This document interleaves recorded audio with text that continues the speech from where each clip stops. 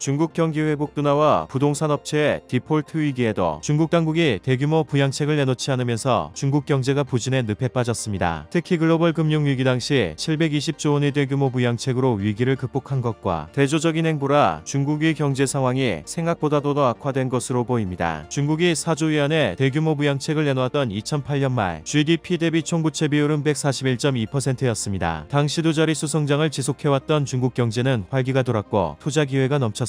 그러나 블룸버그 통신에 따르면 올해 3월 말 중국의 GDP 대비 총부채 비율은 사상 최고치인 279.7%를 기록했습니다. 가계 기업 정부할 것 없이 부채 비율이 급증하면서 부채 축소를 미룰 수 없는 단계에 도달한 것입니다. 올해 1분기에만 가계 부채는 1.1%포인트, 기업 부채는 5.8%포인트, 정부 부채는 0.8%포인트 상승하면서 부채에 대한 우려를 키웠습니다. 가장 심각한 건 지방정부 부채 리스크입니다. 지난 7월 24일 시진핑 국가주석이 참석한 중국 공산당 중앙정치국회의에서는 지방정부 채무 리스크를 효과적으로 해소하기 위해 부채 감축 방안을 시행하겠다는 방침을 발표했습니다. 이는 지방정부 관련 리스크가 위험한 단계에 진입했음을 의미합니다. 올해 6월 말 중국 지방정부 부채는 우리 돈 약 6,800조 원으로 2018년 말 3,240조 원 대비 2배 이상으로 불어났습니다. 부동산 침체로 인한 세수 감소, 경기 회복을 위한 세금 감면과 코로나19 기간, 방역 관련 지출 증가 등의 이유로 지방정부 부채가 급증한 것입니다. 올해 만기가 도래하는 지방정부 채권은 약 657조 원입니다. 여기에 부동산 시장 침체로 지방정부 재정 수입의 40에서 50%를 차지하는 토지 매각 수입이 지난해 23% 감소한 것도 상환 리스크를 증폭시키고 있습니다. 문제는 GDP 대비 총부채 비율이 지방정부 융자기구 부채를 포함하지 않았다는 점입니다. LGFV는 지방채를 발행할 수 없는 중국 지방정부가 인프라 투자를 위한 자금 조달 목적으로 만드는 특수법인입니다. LGFV가 조달한 자금은 지방정부의 대차 대조표에 잡히지 않아 숨은 부채로도 불립니다. 일단 IMF는 LGFV 부채가 약 1경 1880조 원에 달하는 것으로 추산하고 있습니다. 이에 중국 당국은 지방정부의 부채 상환을 돕기 위해 약 270조 원의 특별융자채권 발행을 허용했지만 부채 규모가 워낙 커 실효성은 없어 보입니다. 이에 따라 중국 부동산 경기 침체와 더불어 지방정부 채무 리스크가 중국 경제의 하방 압력으로 자리 잡을 것으로 보입니다.